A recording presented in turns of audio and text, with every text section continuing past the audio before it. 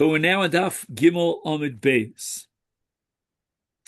And according to Rava, in the case of a Kusi, in the case of a Mumar, uh, I mentioned Rava, I'm sorry, I meant to say Rav Ashi. In a case of a Mumar, Ochel Nevelos Lit Teyavon, we could check the sakin, and we'll rely on Rava's principle that we can eat from his shchita.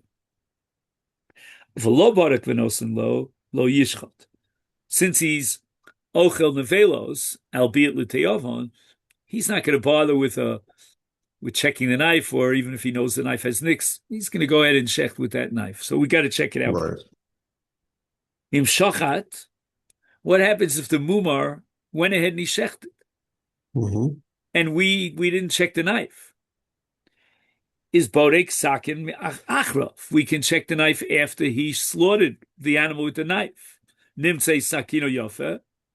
If we find that there are no nicks in the knife, muto lechol mishchitasa. V'im lav also lechol mishchitasa. Okay, now we get back to chutz mi cherishot v'katan. Darfilu diavin namilo shemayisha shemayidra shemayachlodu as we said before. So that's now what do you say? So that's interesting. You don't have to have like kavana, like when you're doing shchita and like korban and stuff like that. Like you could just shecht and it could be that you need kavana for an act of cutting the animal, but you don't need kavana for the sake of shchita. Because that's already a higher level of kavana, which is called das. Right.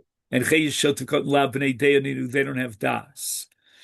But there's another problem here, that who says the Cherishot v'Katan are capable of shechting al pidin with all the laws and the minusha of shchita, Right. and they certainly don't know the laws. And the answer is, for that we have gadol omed al gabav. Okay. So we have the combination of the Maisa Shchita of the Cherishot v'Katan plus the Gadol Omed Al Gabav to supply a guarantee that the Shchita was done properly, and then we can eat from that Shchita. If there's no one supervising him, then it's a non-starter. Shema Yishu, etc., etc. Kulam sheshachtu ahei. Now we have again that same technical problem with understanding the Mishnah, because Allah koi, and therefore v'im shachtu miboil. I should have said v'im shachtu. Ella ayisro mumar. We go back to Rav Ashi's interpretation that the Mishnah is referring to a mumar. And then what is the Mishnah telling me? If you could check out the sakin before the mumar does the shchita, fine. Well, what are you telling me now? You're saying that b'di'evet, this is not a b'di'evet. You checked the knife out, you gave it to the kusi. What's the problem? Ela delo badak, and in a case where you did not guarantee beforehand that the knife that you gave to him was nick free, if we could call it that, sakin lived a gehashta. What difference does it make? We can certainly check the sakin now after the shchita. So why are you telling me that there's such a problem with the shchita? They eat a lesser sakin, but let's say the sakin got lost. Nobody knows where to find it. Is then kiachay rom also my havi? What would it be helpful and beneficial if somebody is supervising the shchita? He didn't check the knife. Dilma sakin p'gumashach. The cherishot. I'm sorry. The mumar did a perfectly good shchita. Yeah, but maybe there were nicks in the knife, and there's no way you could know the difference. Gosh. Now we have another interpretation of our Mishnah. Ravina Omar Hochi K'tanim. Hakol Shochtin, Hakol Mumchin L'Shchita. What it means by Hakol Shochtin is that we don't have to be guarantee that he's an expert in Shchita. A guy comes in from nowhere, flies in from Hamilton to Toronto, and he starts shechting animals. Well, guess what? We can assume that he is a mumcha, that he's an expert. Right? Even though we've never tested him out, he has no experience. No one could testify that he's shechted in the past and he did a good job. But we're going to assume that he's a mumcha. However, b'midvar mamurim sheyodim bo sheyodeh lo melech shchita. One thing we have to guarantee: that he's a baki, he's an expert in the laws of shchita.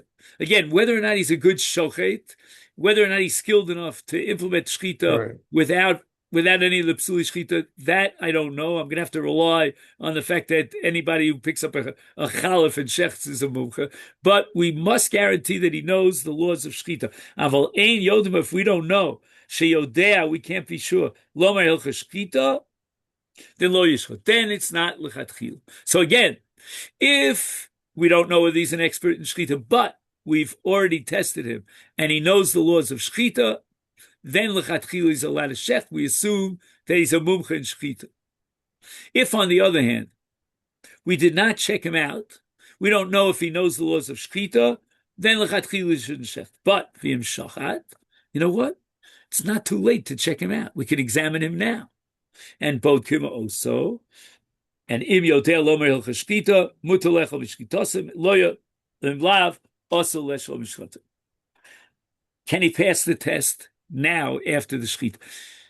We're not going to assume that in the 2 minutes until you tested him, he learned through all of hilchashkita and he was total amoritz before him.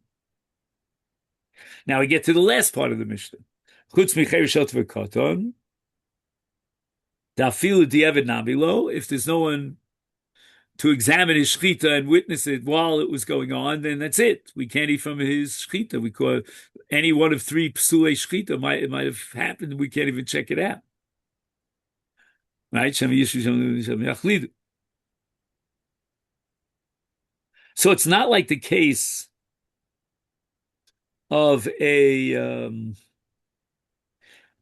mature adult off the street and we don't know if he has any experience in shchita. Then what we could do is we could rely on the fact that anyone who picks up a chalif knife has expertise. We didn't test him to find out if he knows the laws of shchita. That will do now. We could do that now. We could test him after the shchita.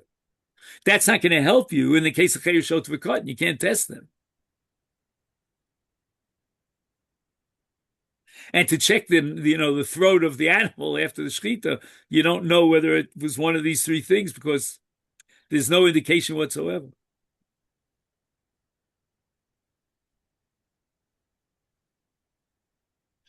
So therefore,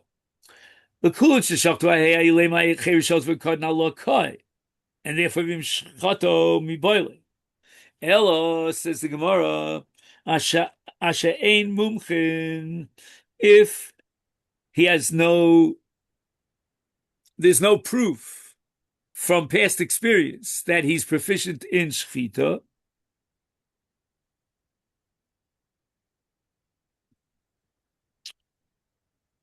so why is this only b'di'evet? I mean, you just told me that we can assume anybody who picks up a chalif knife and shechts is proficient. And you want to know whether he knows the laws of shchita and all its nuances, is with both also sagi. Why don't we just check him out? Why don't we just test him? So Gemara answers the lesser come on liftik. He's not around. He flew the coop immediately after he shechted.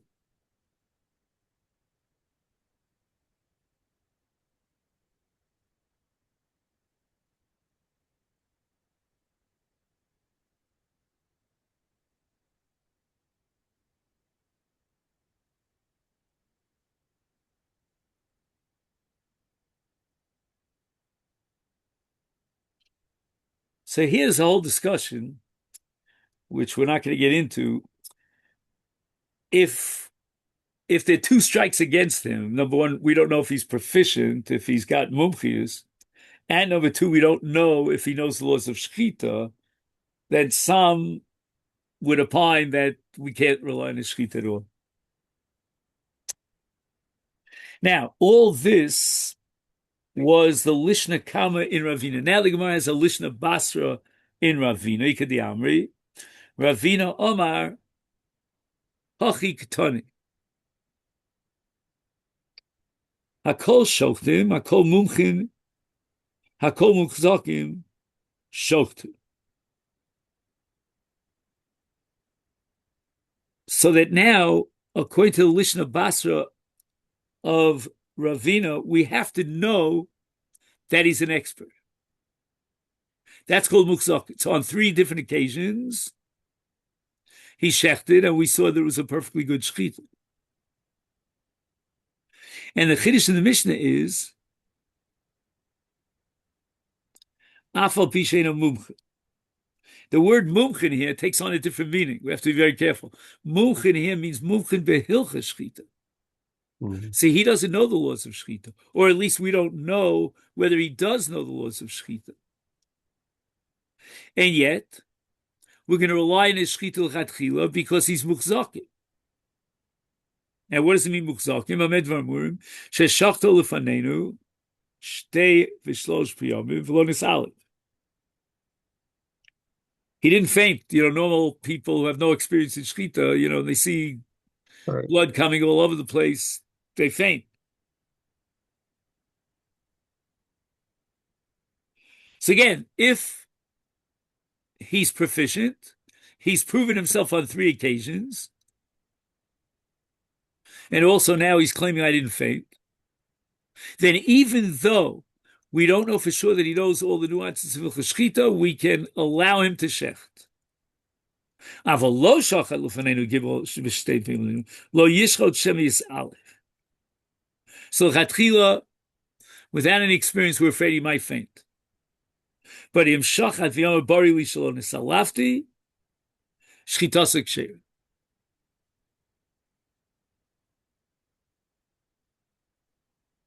And this is pretty amazing because this guy has two strikes against him.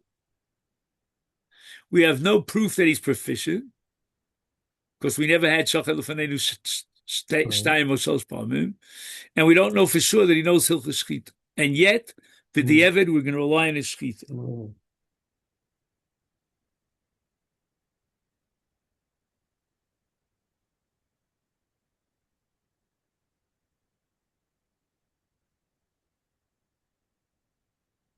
So he says here in the footnote, if one who is not established as a skilled slaughterer went ahead and slaughtered without supervision, his shechita is valid b'di'evid, provided that he says he certainly did not faint during the shechita.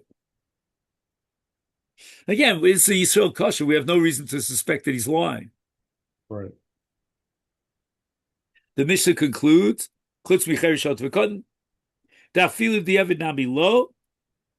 because there's no one supervising his shechita, he's not a bardas, and therefore he might mess up the shechita with yishe, with shehiyah, drisa, and chalod. I v'kulam sheshachtu ahei ilema acher shot v'kotna lo koi, and therefore it should have said what? Im shchato mi boile, ela asher ein muchzak. We're talking about someone who does not have a track record, and we've not seen him shecht in the past. So now the question is, if you're afraid that maybe he fainted, why not trust him? And he says he didn't faint. So why does the Mishnah stipulate that you need acherim omdim al gabo? And the answer is the lesser command delishe. He's not around for questioning. No possibility of interrogating him to have him state unequivocally that I did not faint. Now the Gemara makes a kind of a calculation why this Amora rejected that and said so. Ravina v'Rabaru l'kabai v'Ravashi lo amri. Why is it that Ravina and Rabba rejected the possibility that we're talking about? A kusi. Mishum dekashalei lekulu. Because each one of them had that question in terms of the end of the Mishnah. Kula karabba bar ulolo amri. Why not speak about a tome? And the answer is lahachlish and the amri hachi ikar. Adrabba hosam ikar b'kodshim koi. All right, that was the Gemara on Daf Beis. Lahachlish hosam ikar v'hocha aidi toni tome. Toni nami tome mukdashim. Is tome b'chulin gufilo itzrich. We have no havamina that the tome is a problem for shechita. Who cares? You're going to tell me that we're talking about Chulin Shanas Altaras HaKodesh Lav Kodesh told me that we are not bound by the laws of Tahara. Kula Ravina Lo Amri. And now we go through the two Lashonos of Ravina.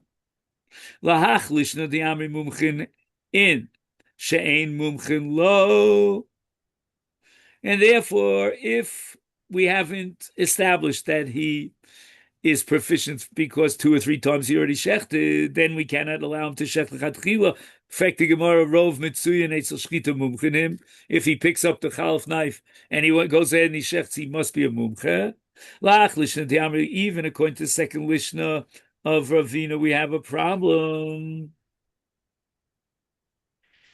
And according to that lishna muchzakin in she'ein muchzakin lo.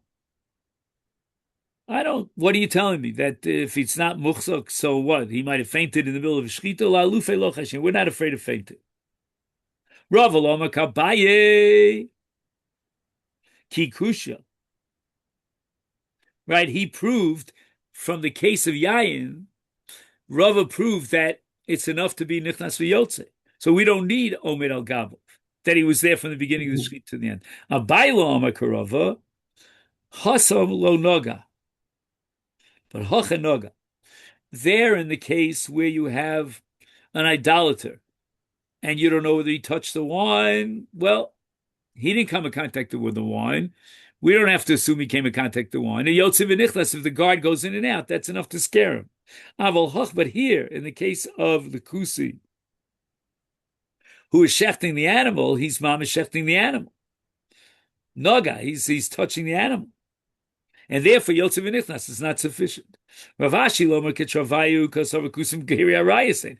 Rav Ashi rejected Abai v'Rava because he holds that kusim are goyim, and their conversion was never valid, and therefore they are completely excluded from shechita.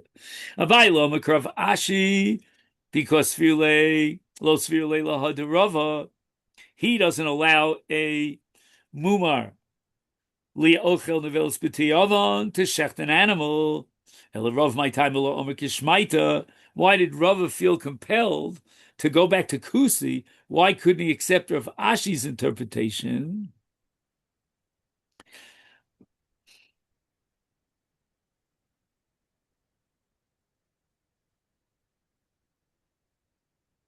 With regard to a mumar. And the Gemara answers L'dvarav L'Abaye Ka'omar V'Leilo Sfirle. Rava was just addressing Abaye, and he argued with Abaye about the nature and the status of Yotze v'Nichnas.